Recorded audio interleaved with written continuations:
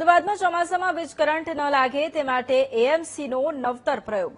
Water logging spot પર આવેલા વીજ પોલમાં એમસીબી ડિવાઇસ લગાવવામાં આવી છે. આ ડિવાઇસથી પાણીમાં વીજ કરંટ નહીં લાગે.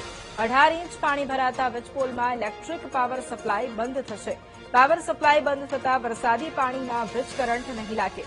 ગત ચોમાસામાં વીજ કરંટ લાગવાથી 6 લોકોના મોત થયા હતા અને એ બાદ એએમસીનો આ નિર્ણય છે. ડિવાઇસથી પાણીમાં હવે વીજ કરંટ નહીં લાગે.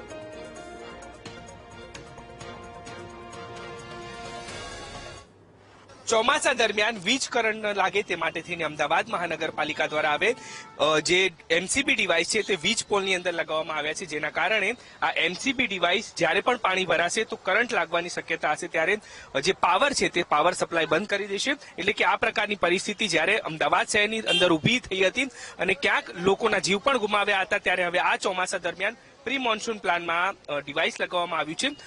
ડિવાઇસ શું છે, કઈ રીતે કાર્યરત રહેશે અને કેટલા ડિવાઇસ લગાયા છે?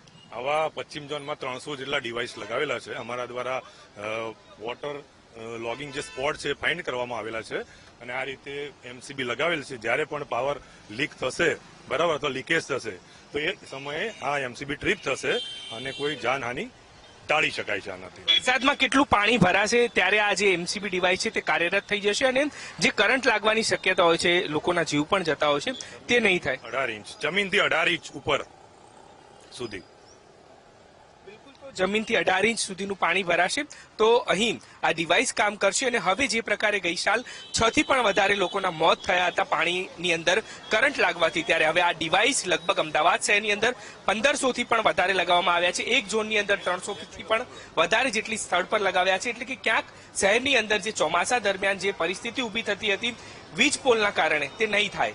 કેમેરામેન દશરથ ઠાકોર સાથે દીપક સોલંકી, વીટીવી ન્યૂઝ, અમદાવાદ.